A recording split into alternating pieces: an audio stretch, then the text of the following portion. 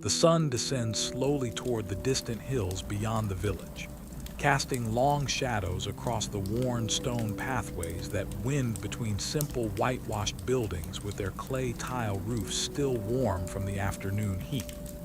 The light turns golden and soft, spreading across the olive groves that surround this small coastal settlement, each ancient tree standing quiet and still as the day begins its gentle retreat into evening. In the fields beyond the village edge, farmers gather their tools with slow, deliberate movements, their faces lined from years under the Mediterranean sun, their hands rough from working the earth that has sustained their families for generations. The air is warm but no longer harsh, carrying with it the faint salt tang of the sea that lies just beyond the rocky shore, and the dry, sweet scent of wild thyme growing in patches along the hillside. Women emerge from doorways carrying clay vessels filled with water drawn earlier from the village well, their movements unhurried as they prepare the evening meal in the fading light. Children who spent the day playing among the rocks and helping with small tasks now return to their homes, their voices soft and tired, their feet dusty from running along the paths. The village settles into a rhythm known for countless generations, a pattern as familiar as breath itself,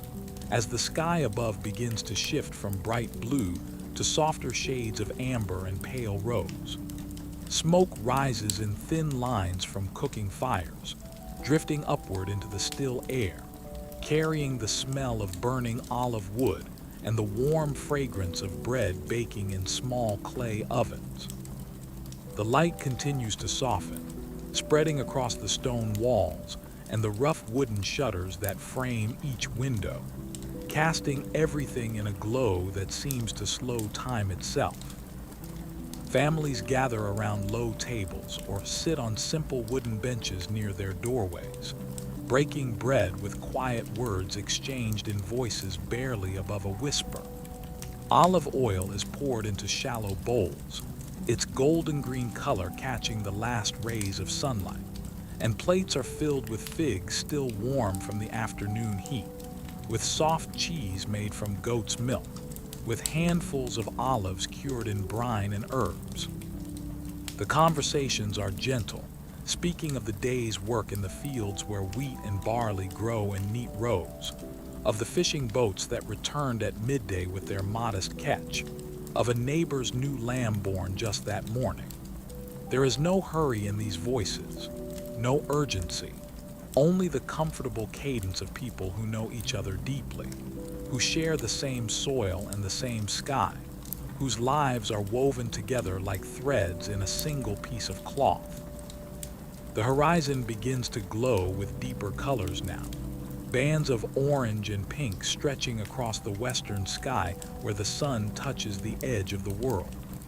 The sea beyond the village reflects these colors, its surface calm and smooth like polished bronze, with only the smallest ripples moving across its face. The sound of waves reaches the village as a distant whisper, a soft rhythmic breathing that has continued unchanged since long before these stone buildings were raised, since long before the first families settled here among the olive trees. The light fades slowly, almost imperceptibly, each moment blending into the next without clear boundary, and the air begins to cool as the earth releases the heat it has held throughout the day. A breeze stirs gently through the olive groves, causing the silvery green leaves to rustle with a sound like quiet rain, like the turning of pages in an ancient book written in a language older than words. As the sky darkens from rose to lavender to the deep blue-purple of approaching night, families complete their simple meals and begin the evening rituals that mark this time of transition. An elderly man with a long white beard moves slowly toward a small household shrine built into the corner of his courtyard, a modest alcove with a stone shelf where small clay figurines stand in a row, representations of the gods who watch over home and hearth. He pours a small offering of wine onto the earth at the base of the shrine, his lips moving in silent prayer, his weathered hands steady despite his age. A young mother holds her infant child near the doorway of her home, speaking in a low voice to the household gods, asking for protection through the night, for health and safety for her family, for blessings on the simple life they lead. The words are whispered so softly,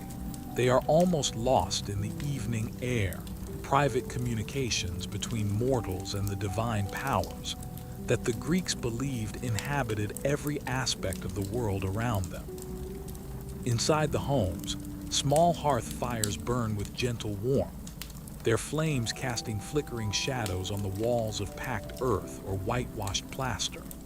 The fires are not large or dramatic, but modest and contained, burning with glowing embers that pulse with soft red and orange light. Families gather near these hearths as the darkness deepens outside. Grandparents and parents and children sitting together on woven mat. The elders speak in low tones about stories passed down through generations, tales of heroes and gods, of the founding of their village by ancestors whose names are now half forgotten, of seasons when the harvest was abundant and years when the rains came late. Their voices are like the rustling of the olive leaves, neither urgent nor demanding, simply present, filling the space with words that flow like water over smooth stones. The children listen with heavy eyelids, their bodies relaxed and warm, their minds drifting between waking and the edge of sleep.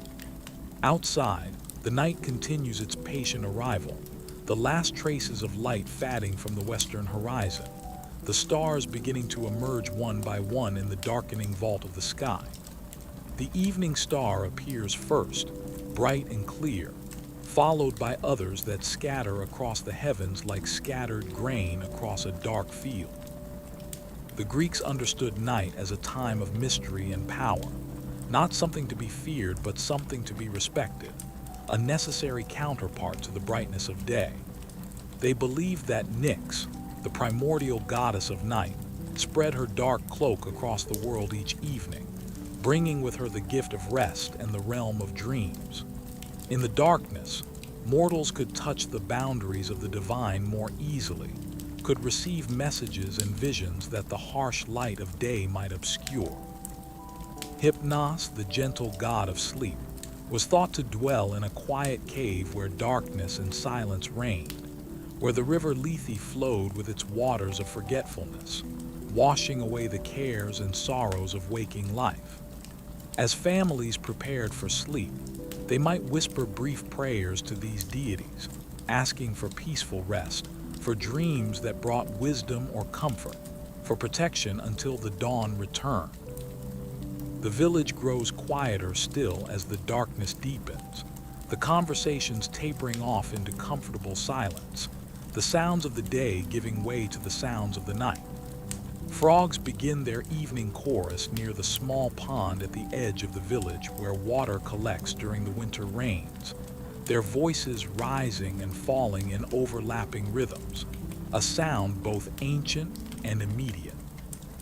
Crickets add their high-pitched singing from the grass and the spaces between stones, creating a texture of sound that seems to fill the night air without dominating it. In the distance, an owl calls once, twice, its voice carrying across the darkened fields, a sound the Greeks associated with Athena, the goddess of wisdom, who often took the form of this night-hunting bird. The breeze continues its gentle movement through the olive groves, sometimes stronger, sometimes barely perceptible,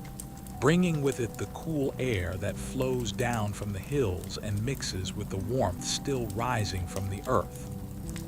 Families begin to move toward their sleeping quarters, simple rooms with straw-stuffed mattresses on low wooden frames or woven sleeping mats spread on the floor. They wrap themselves in rough wool blankets or light linen sheets depending on the season, settling into positions made comfortable through habit and familiarity. Parents check on children who have already drifted into sleep, their small bodies curled on their sides, their breathing deep and even. A man banks the fire in the hearth, covering the coals with ash so they will burn slowly through the night, providing a small measure of warmth and a source of flame for rekindling in the morning. A woman closes the wooden shutters of her home, leaving them slightly ajar so the night air can circulate, so the stuffiness of closed spaces does not gather inside. The village settles into stillness, though not the absolute silence of an abandoned place, but rather the living quiet of a community at rest, where the presence of sleeping people creates its own atmosphere of peace. The night sky above the village is now fully dark, scattered with countless stars that shine with a clarity rarely seen in later ages, undimmed by any competing light. The Milky Way stretches across the heavens like a river of faint luminescence, and the Greeks who gazed upon it imagined it as the road traveled by heroes after death, or as milk spilled by the goddess Hera, or as the scene where the two halves of the cosmic egg had been joined together at the creation of the world. The constellations slowly wheel overhead in their eternal patterns, Orion the hunter rising in the east, the Great Bear circling the pole star, the Pleiades clustered together like seven sisters walking hand in hand across the void. For those who still lie awake, watching through an open window or resting in a courtyard under the open sky, these stars provide a sense of order and continuity, a reminder that the cosmos follows patterns that can be observed and understood, that the universe is not chaos, but rather a harmony of movements and cycles. The sound of the sea continues its gentle rhythm, waves rolling onto the shore with a soft susurration that never quite stops, never quite changes, a constant presence like breathing or blood moving through veins. Sometimes a larger wave breaks with slightly more force, its white foam briefly visible in the starlight before it dissolves back into the dark water. Sometimes the rhythm slows or quickens slightly as the breeze shifts or the tide changes, but always it maintains its essential character, its patient repetition, its refusal to be hurried or altered by human concerns.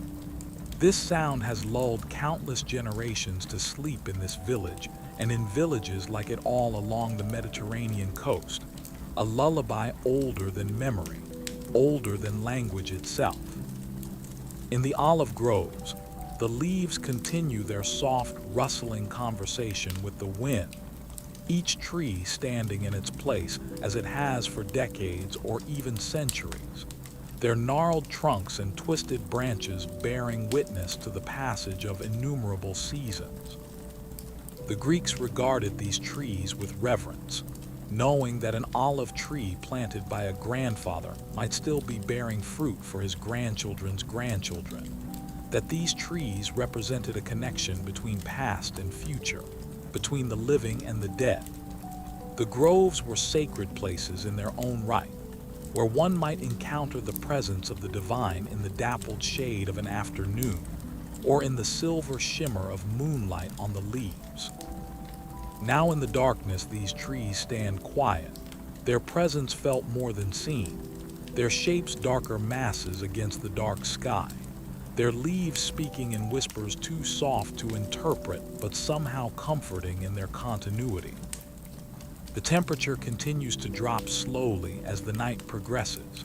the earth releasing its stored warmth into the air that rises and dissipates into the vastness above. The cool breeze feels pleasant against the skin of those who sleep outdoors or near open windows, neither cold enough to be uncomfortable nor warm enough to cause restlessness. It carries with it the mingled sense of the village and its surroundings, the smell of smoke and herbs from the hearth fires, the dusty aroma of dry earth and sun-baked stone, the salt and seaweed smell from the shore, the green fragrance of growing things in the fields and gardens, the animal scent from the small pens where goats and chickens are kept. These smells blend together into an olfactory signature that is uniquely this place, this village, this moment in time, though also timeless in its essential elements. The same sense that would have filled the night air 100 years ago or 500 years ago. The village dogs have settled for the night, no longer barking at unfamiliar sounds or investigating the corners and pathways with their endless canine curiosity. They lie curled near doorways or against warm walls, their breathing audible as soft snuffling sounds, occasionally shifting position or dreaming dreams that cause their paws to twitch or their voices to produce small muffled whimpers. The domestic animals are equally quiet, the goats sleeping standing or lying in their enclosures, the chickens roosting on rough wooden perches with their heads tucked under their wings. Even the small insects that were so active at dusk have largely settled into their own nocturnal patterns, the crickets maintaining their steady song, but the mosquitoes and flies now resting on walls and rafters until the morning brings them back to active life. The hours of the night stretch ahead in their slow procession, unmarked by any mechanical measurement, but known through the movement of the stars, through the changing quality of the darkness, through the subtle shifts in sound and temperature that the body registers even in sleep. The Greeks divided the night into watches, segments marked by the positions of certain stars or constellations, and those who needed to wake during the night, the shepherds watching their flocks or the fishermen preparing to launch their boats before dawn, would know the time by reading the sky with practiced eyes. But for most of the villagers, the night is a single, unbroken expanse of rest, a journey through sleep and dreams that requires no conscious attention, no effort, only the simple surrender to the body's need for renewal and repair.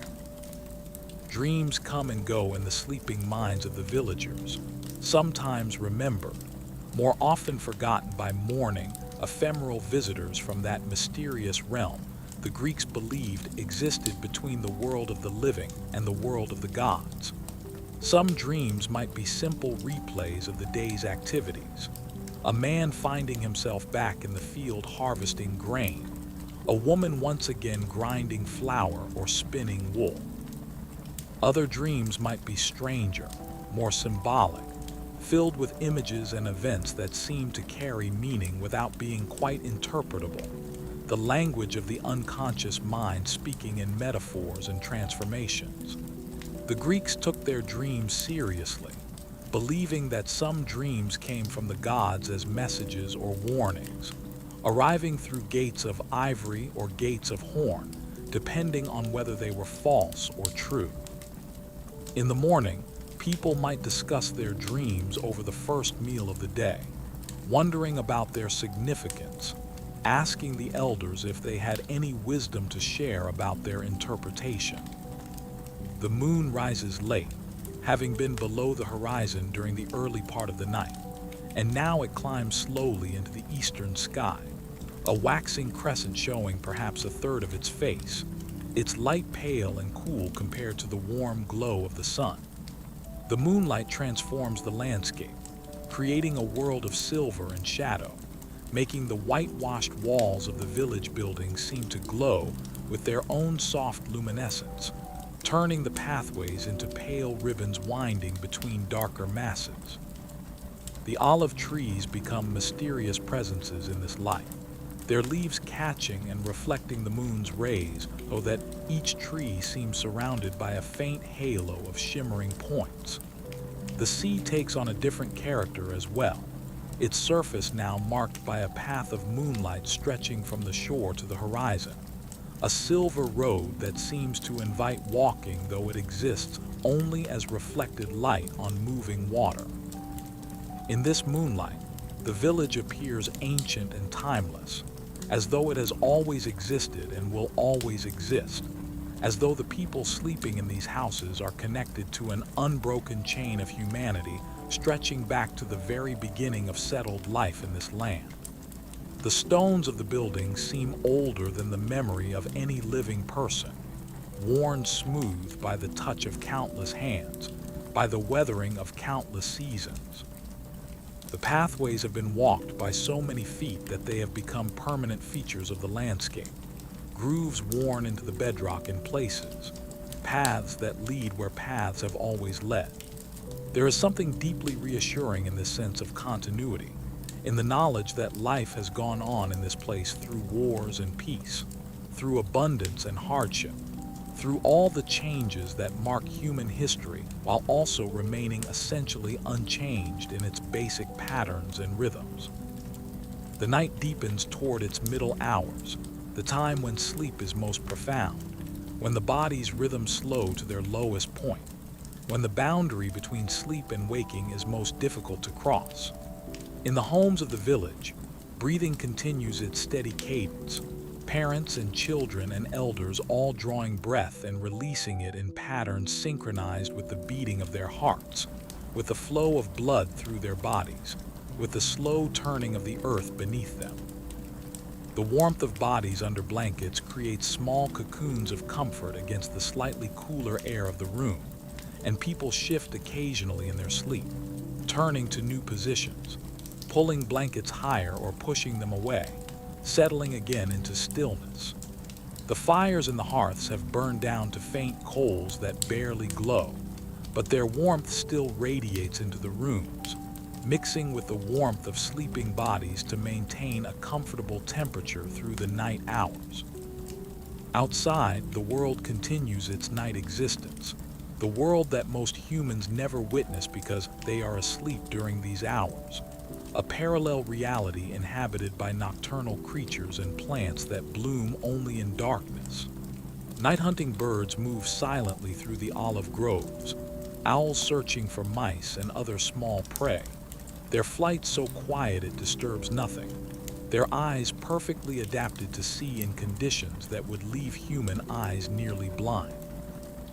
Bats swoop and dive through the air, invisible in the darkness but present in great numbers, feeding on the moths and other flying insects that emerge after sunset. In the gardens and fields, certain flowers open their petals only at night, releasing fragrances designed to attract the night-flying moths that pollinate them, scents that are often stronger and sweeter than those of day-blooming flowers. The ecosystem of the night is as complex and interconnected as that of the day, though hidden from most human awareness, proceeding according to its own logic and necessities. The breeze continues its wandering path across the landscape, sometimes strengthening enough to make the olive branches sway, and the wooden shutters creak slightly on their hinges, sometimes dying away to almost nothing so that the air seems to hang motionless for a few moments before beginning to move again. When the breeze is still, other sounds become more noticeable, the distant barking of a fox in the hills, the splash of a fish jumping in the sea, the scurrying of some small animal through the dry grass. When the breeze moves, it brings sounds with it, carrying the voice of the waves from the shore, rustling through the trees and the wheat fields, making the air itself seem alive with gentle motion. Neither the sound nor the silence is complete, each containing elements of the other, each flowing into the other in a pattern that has no clear beginning or ending. Stars continue their slow wheel overhead, having moved perceptibly from their positions earlier in the evening, the constellations tilting and rotating around the fixed pole star like dancers in a cosmic celebration that takes all night to complete. The Greeks saw in these stars patterns the shapes of their myths and legends, the heroes and monsters and gods whose stories were told and retold around hearth fires and at festivals, whose adventures and tragedies provided meaning and context for human life. To look at the stars was to see these stories written in fire across the sky, to be reminded that human life was part of a larger narrative, that the gods were always present and watching, that the order of the cosmos was something grand and beautiful beyond human comprehension, yet also intimately connected to everyday existence. As the night moves toward its later hours, toward that time when the darkness is deepest just before it begins to fade toward dawn, the village remains wrapped in its cocoon of sleep and stillness. The breathing of sleepers continues unchanged, deep and slow and regular, the rhythm of bodies completely at rest, minds wandering through the landscapes of dream or resting in the dreamless depths of profound sleep. Occasionally, someone wakes briefly, conscious of the need to relieve themselves or to check on a child, or simply pulled momentarily to the surface of consciousness by some internal signal. But these wakings are brief and partial, and sleep reclaims them quickly, pulling them back down into its dark, gentle embrace. The village as a whole seems to breathe as a single organism, all these individual lives synchronized in this moment of rest, all pursuing the same essential activity of sleep and renewal. The temperature reaches its lowest point in these hours before dawn, and sometimes a light dew begins to form on surfaces that have cooled enough to cause moisture to condense from the air. The leaves of plants become stippled with tiny droplets that will catch the first light of sunrise. The wooden surfaces of doors and benches show a faint sheen of dampness. The stone pathways become slightly slick under this nearly invisible coating of water. This dew is welcomed by farmers because it provides a small amount of moisture to growing plants even in the dry season, because it signals certain patterns of weather and temperature that help them predict the day to come. The dew forms in silence, each droplet materializing as if by magic, the air giving up its water molecule by molecule, creating this temporary transformation of gas to liquid that will reverse as soon as the sun returns and warms the world again. The sounds of the night continue their patterns, the waves maintaining their rhythm against the shore,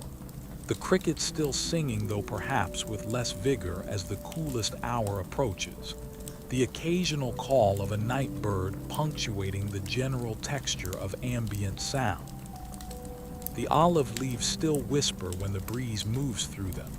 and sometimes there is the dry rattle of palm fronds from the few palm trees that grow near the village well,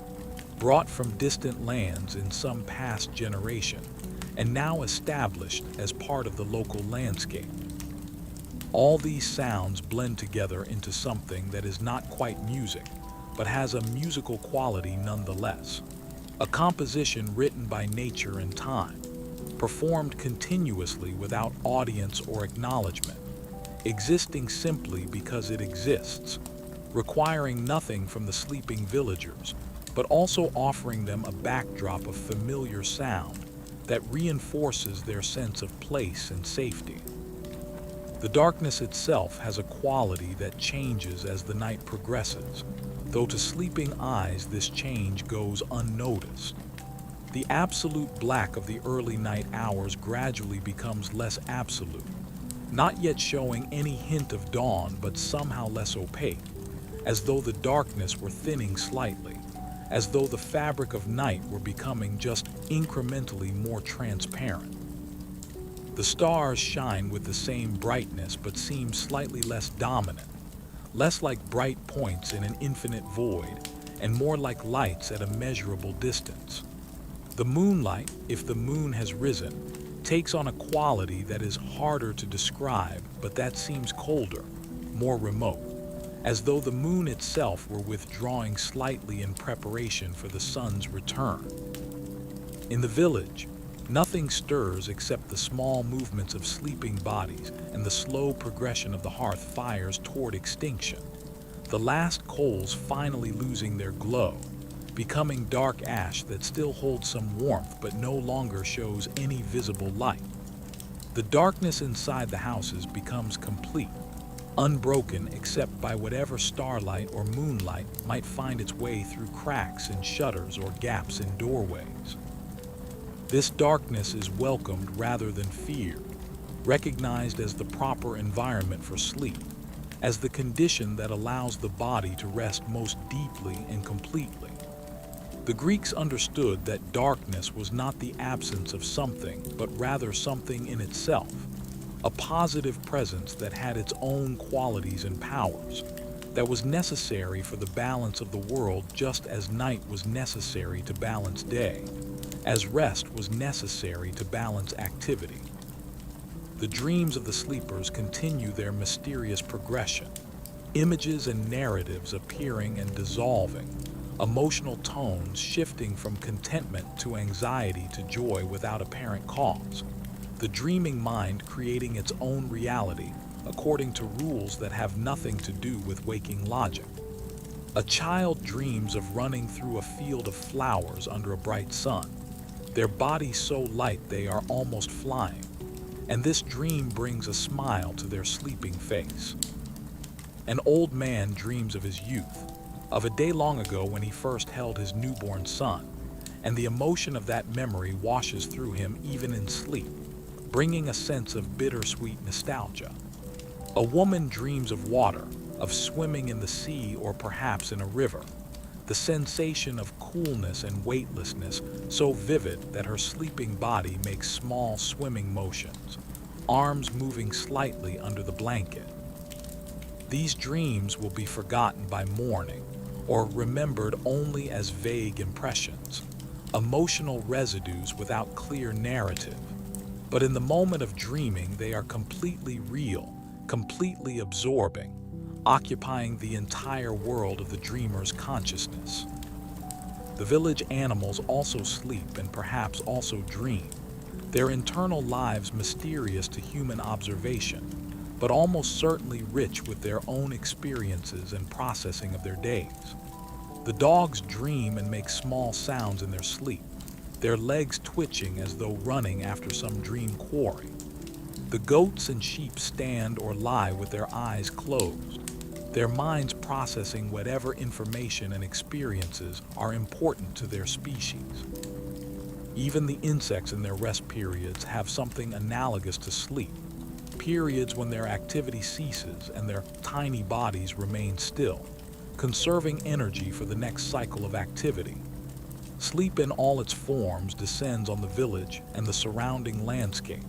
a universal requirement of living things, a state that seems like death but is actually the opposite, a time of repair and consolidation and preparation for the next period of waking life. The hours continue to pass in their slow procession,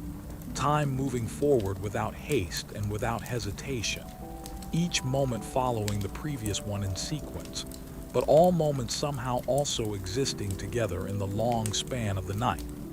To the sleeping villagers, time is unmeasured and barely perceived, the night seeming to pass in an instant or an eternity depending on the depth of sleep and the nature of dreams. To the waking observer, if there were such a person watching through the night, time would have its own quality during these dark hours, seeming to move more slowly than during the busy daylight, seeming almost to stop or to become thick and viscous like honey poured from a jar, each second distinct and separate, each minute an achievement rather than something that simply happens automatically.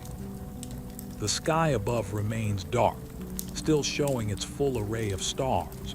but there is perhaps the faintest suggestion that this darkness will not continue forever, that somewhere beyond the eastern horizon something is preparing to change this situation. The stars themselves seem to anticipate this change, though of course they feel nothing and know nothing. They are simply distant suns and galaxies pursuing their own vast and incomprehensible courses through space and time. But to human perception, trained through generations to read the sky and interpret its messages, there is a quality to the late night sky that speaks of completion, of a cycle reaching its end and preparing to begin again. The night has done its work of providing rest in darkness, and now it will begin its slow retreat before the return of light. The breeze continues to move across the landscape, perhaps strengthening slightly as the temperature differences between land and sea create subtle air currents. It carries the same scents and sounds it has carried throughout the night, but now perhaps there is something different in its quality, some barely perceptible shift in humidity or temperature, or simply in the way it moves across the sleeping village. The olive trees respond to this breeze as they have all night, their leaves rustling with that soft papery sound, their branches swaying gently, their roots holding firm in the rocky soil that has supported them for generations. The trees ask nothing of the night except to be left to stand in peace, and the night grants this request as it has granted the same request to these same trees night after night for decades or centuries. The waves continue their patient work on the shore, each wave arriving and departing, leaving behind perhaps a few grains of sand in new positions, slowly reshaping the beach through the accumulated effect of millions of such small changes. The sea has its own rhythms independent of human observation or participation, rhythms tied to the moon's gravitational pull, to the spinning of the earth, to the temperature and salinity of the water, and 1,000 other factors that combine to create the specific pattern of waves on this particular night in this particular location. The Greeks who lived in this coastal village knew the sea intimately, could read its moods and patterns, could predict weather and seasons by observing the color and movement of the water. But they also knew the sea as something fundamentally mysterious and powerful, something that could never be fully understood or controlled, something that demanded respect and humility. Inside the houses, the sleepers remain wrapped in their various layers of sleep and dream, some in the lightest stages where they might wake at any small sound, others in the deepest regions where they are nearly unreachable,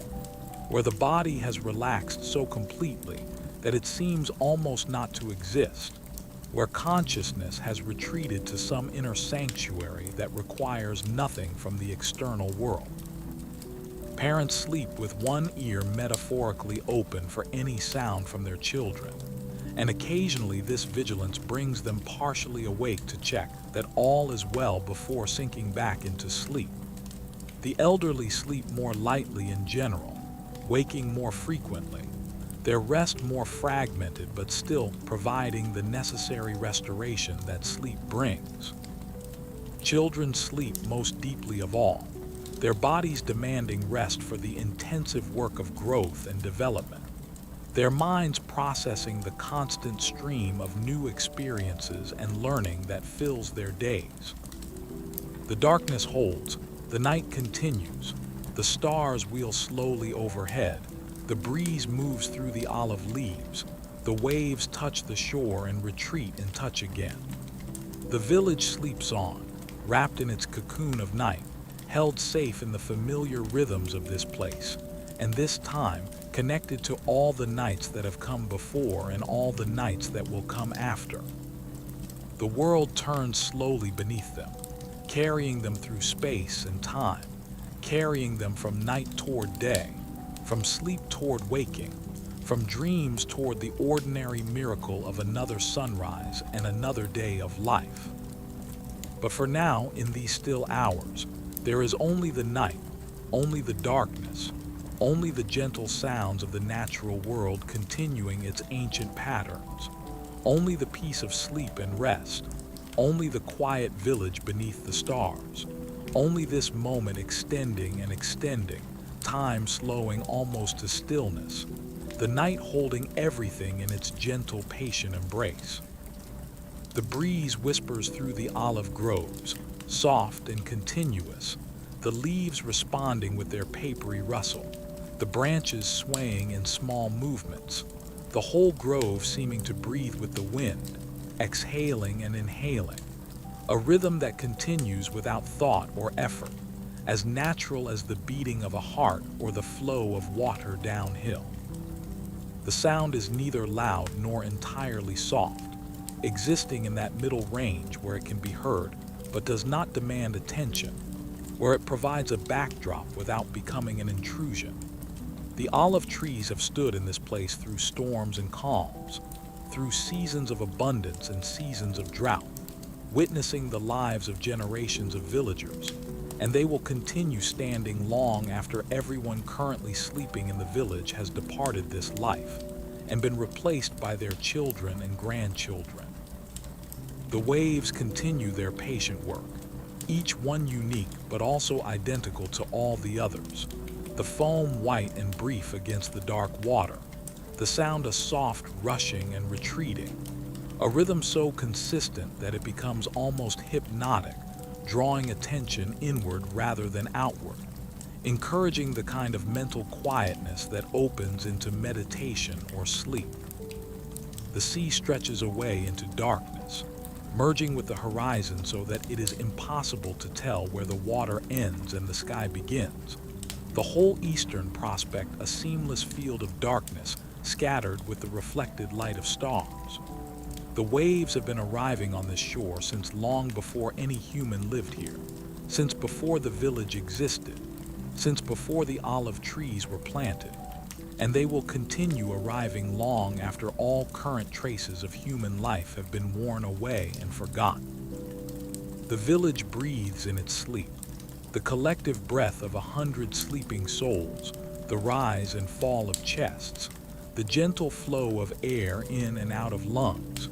the quiet sound of breathing so soft it is almost inaudible but somehow present nonetheless, adding to the texture of the night. Each breath is a small miracle, the body continuing its essential work without conscious direction, oxygen flowing to blood, blood flowing to organs and muscles and brain, the whole complex system maintaining itself through the night, through sleep and dreams, keeping the person alive and functioning so they can wake again when morning comes. The Greeks understood the breath as sacred, associated with the soul itself, and the fact that breath continued during sleep when conscious will was absent suggested to them that the soul had its own existence independent of waking awareness. The stillness deepens, the night seeming to settle more completely over the landscape, the darkness becoming something almost tangible, something that could be felt against the skin like a soft fabric or a gentle pressure. The air has cooled to its lowest point, and everything exposed to the sky has released whatever warmth it held, creating a uniformity of temperature across the landscape. The stone walls are cool, the wooden doors are cool, the earth itself is cool beneath the layer of vegetation and dust. Only the sleeping bodies maintain their warmth, their internal fires burning steadily through the night, converting stored food into energy and heat, maintaining the precise temperature required for life to continue. Under their blankets and in their small rooms, the sleepers are warm islands in the cool sea of the night. The stars shine on, unaware of the sleeping village below them, unaware of the earth itself, unaware of anything except their own vast nuclear processes, the fusion of elements in their cores generating the light and heat that radiates out into space in all directions. Some of this light, after traveling for years or centuries or millennia, reaches the earth and enters the eyes of any person who happens to look upward, connecting the observer to the distant past of the universe, to the moment when that photon of light was created in the star's core and began its long journey through the void. The Greeks saw these stars and imagined gods and heroes, creating stories to explain their patterns and their movements, stories that have largely been replaced by scientific understanding, but that still carry power and beauty,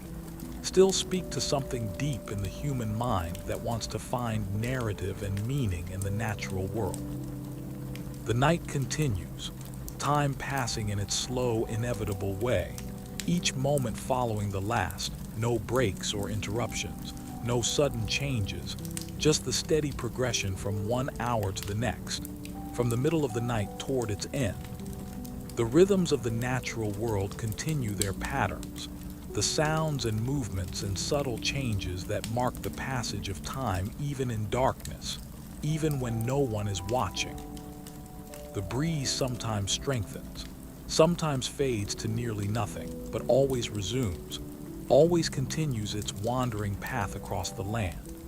The waves maintain their pattern, neither speeding up nor slowing down, driven by forces far larger than anything happening on this particular shore. The crickets sing on, their song slightly different now than it was earlier in the evening, responding to temperature and other environmental cues in ways determined by their biology and evolution. And the village sleeps, all its inhabitants deep in their rest, the buildings standing dark and quiet, the pathways empty, the olive groves surrounding everything with their patient ancient presence. The night holds all of this in its dark embrace, protecting and concealing, providing the space and time for rest that all living things require.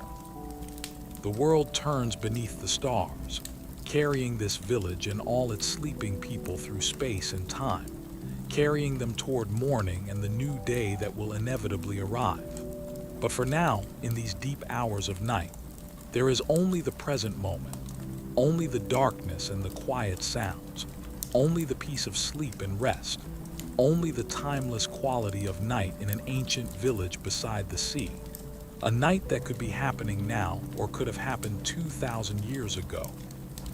Time collapsing into a single eternal moment of rest and peace and darkness.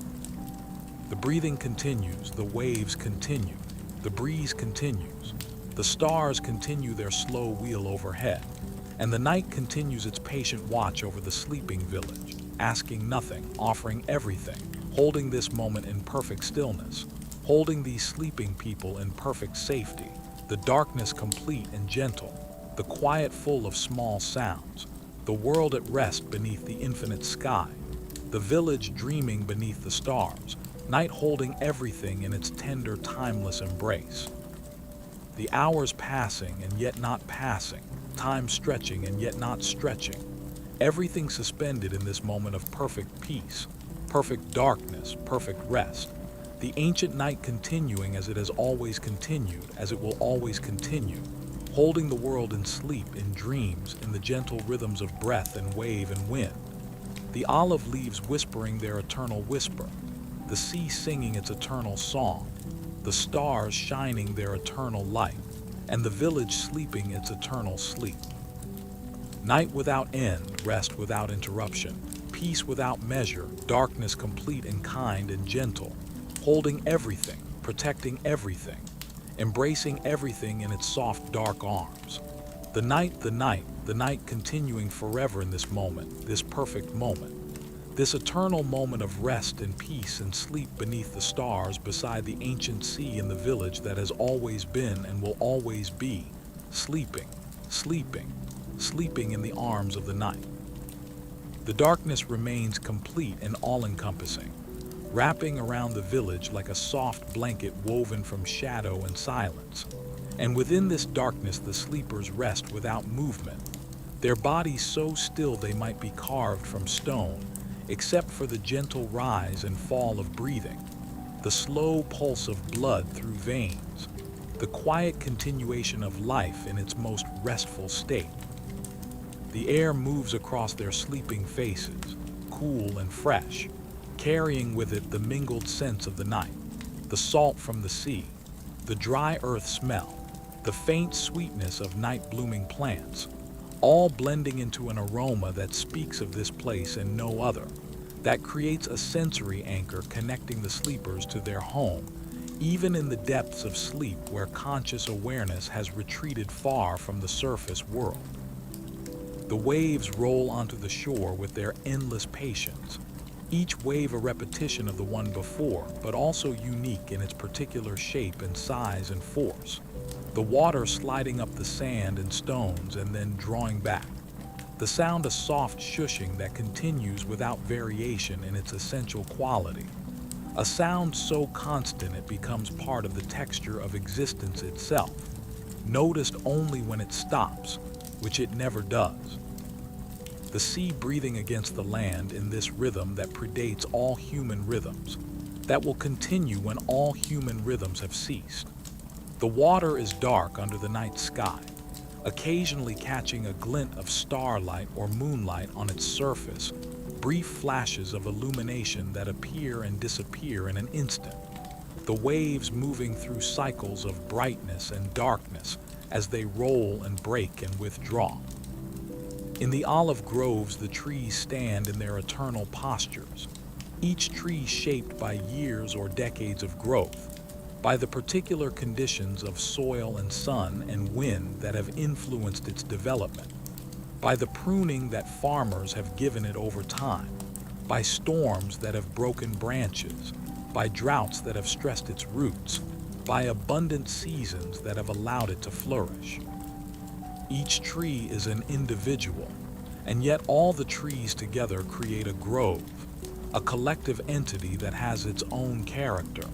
its own presence in the landscape. The leaves continue their quiet conversation with the breeze, a sound like distant rain or like pages turning in a vast book, irregular but continuous, rising and falling as the wind strengthens and weakens. The sound moving through the grove in waves, approaching and receding, creating patterns in time that have no fixed rhythm but that feel somehow right and natural and inevitable.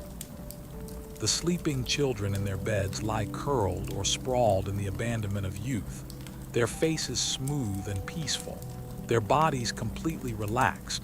no tension anywhere, no worry or care touching them in these hours of deep rest. They dream the dreams of childhood,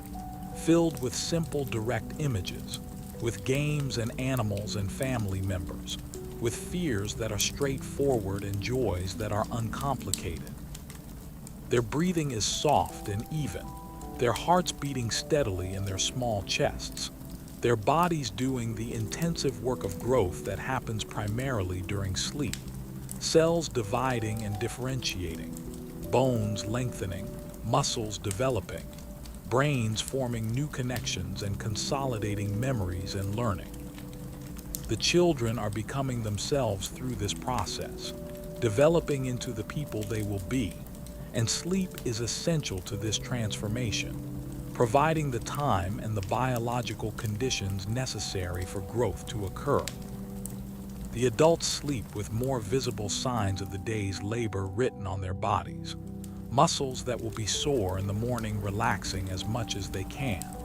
joints that bear the accumulated stress of years of physical work settling into positions that minimize discomfort, hands that spent the day gripping tools or spinning wool or kneading dough, now lying open and still. Their dreams are more complex than those of children, filled with responsibilities and relationships, with memories of the past and concerns about the future, with the accumulated experience of their years creating intricate narratives that play out in the theater of sleep. Some dreams bring comfort and pleasure, revisiting happy memories or creating scenarios of success and satisfaction. Others bring anxiety or sadness, working through difficulties and losses, processing emotions that are too intense or complicated to be fully addressed during waking hours. The elderly sleep lightly, closer to the surface of consciousness than the young, their bodies demanding less profound rest but also providing it less readily.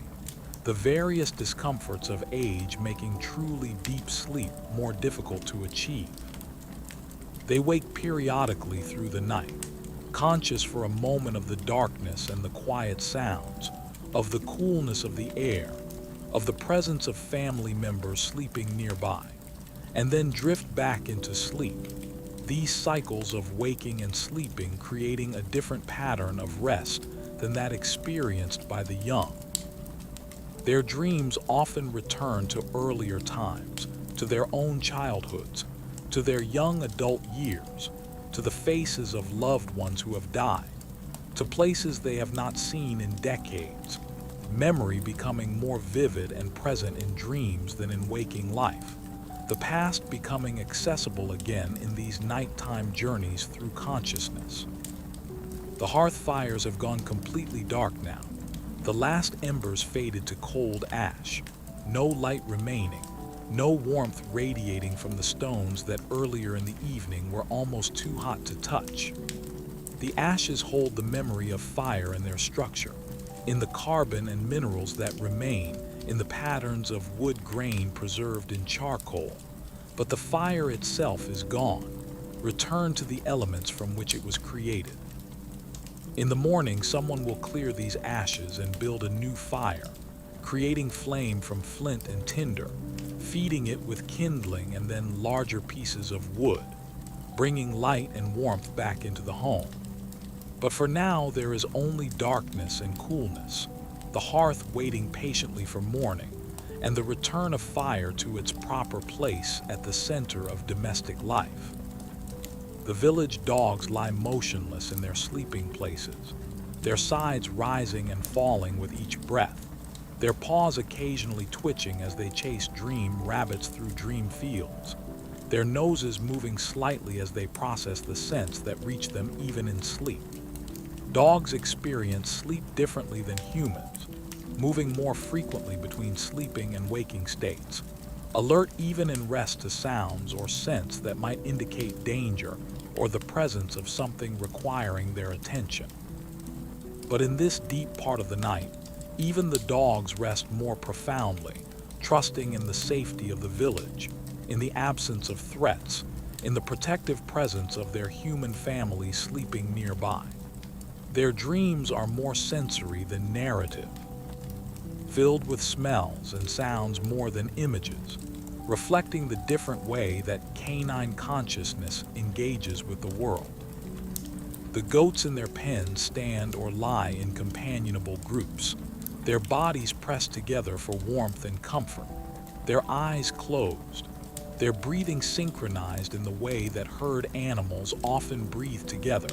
creating a rhythm that encompasses the entire group. They are dreaming or resting in whatever state passes for rest in the caprine mind, their systems digesting the food they consumed during the day, their bodies maintaining themselves, their lives continuing in the simple, direct way that animal lives continue, without the complexity of human thought, but also without the burden of human worry and self-consciousness. In the morning, they will wake hungry and restless, ready to be taken to pasture. But for now, they are content to rest, to be still, to exist in the timeless present that animals inhabit more completely than humans usually can. The stars have moved perceptibly across the sky. Constellations that were high overhead earlier now tilting toward the west,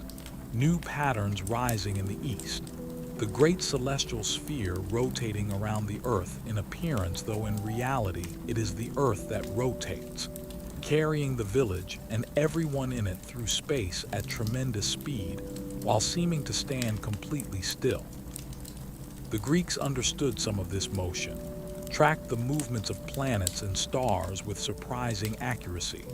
created mathematical models to predict eclipses and planetary positions. But they also embedded this understanding in mythology and poetry, seeing in the heavens not just mechanical processes, but stories and meanings, gods and heroes acting out eternal dramas. To sleep under these stars is to sleep under the same sky that has covered humanity since the beginning, to be connected to all the humans who have ever looked upward and wondered about their place in the cosmos. The darkness continues unbroken, no hint of dawn yet touching the eastern horizon, no suggestion of change in the uniform blackness of the night sky. The village remains suspended in this moment, held in the deep night as if time itself had paused, as if this particular configuration of stars and breeze and sleeping people could continue indefinitely, as if morning might never come and night might extend forever. Of course, morning will come, the sun will rise, the village will wake, but for now that future remains unmanifested, exists only as potential, as promise. While the present moment stretches out into what feels like eternity, the night holding everything in its still embrace, protecting and concealing, providing the space for rest that is so essential to life. Breeze moves through the village pathways, flowing around the corners of buildings, swirling in the small open spaces, carrying the scent of the sea inland and the scent of earth and vegetation toward the shore, mixing air and aroma in constant subtle exchange. Sometimes the breeze finds its way through gaps in shutters or under doors,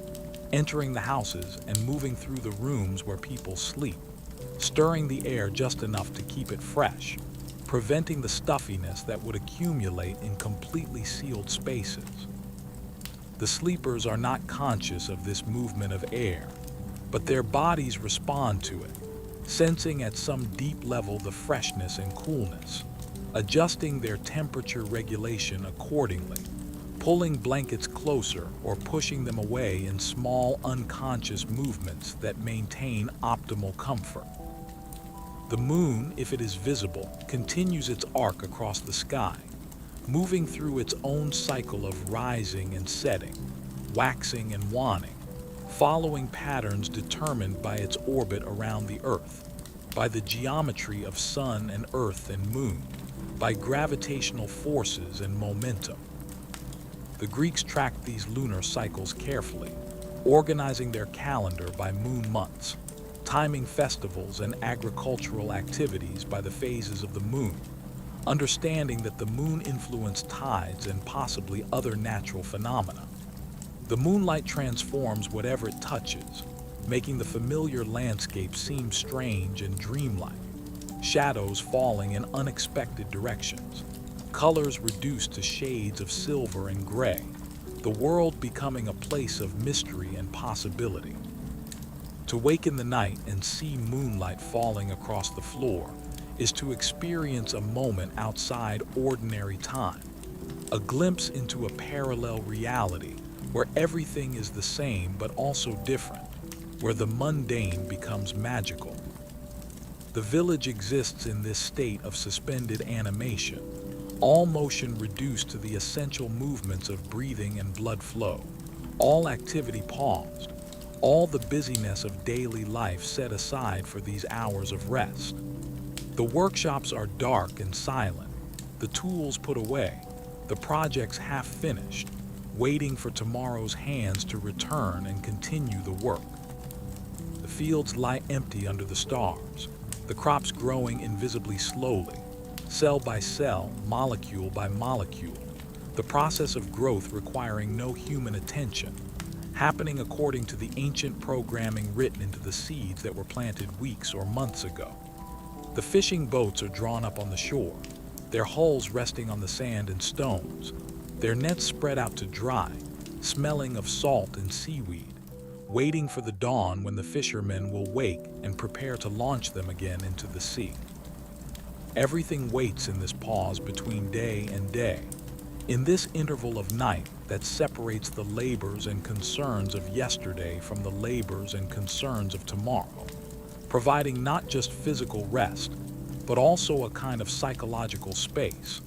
a time when the pressure of daily existence is lifted, when nothing is required, when simply existing and breathing and sleeping is enough. The Greeks understood the importance of this pause, built it into their understanding of time as something cyclical rather than simply linear, recognized that rest and activity, night and day, sleep and waking were complementary aspects of a larger whole, each necessary to the other, each giving meaning to the other. Without night, there could be no appreciation of day. Without sleep, no full awareness of waking. Without rest, no true capacity for work. The sounds of the night continue their patterns, the waves and the breeze and the occasional call of a nocturnal bird, the rustle of leaves and the distant movement of animals,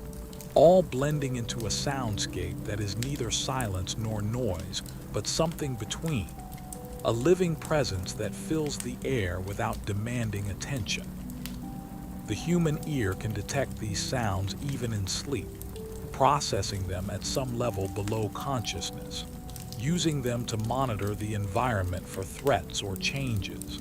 But in the absence of anything alarming, these sounds simply become part of the texture of sleep, neither waking the sleeper nor being entirely ignored, existing in a middle state where they are perceived but not consciously registered.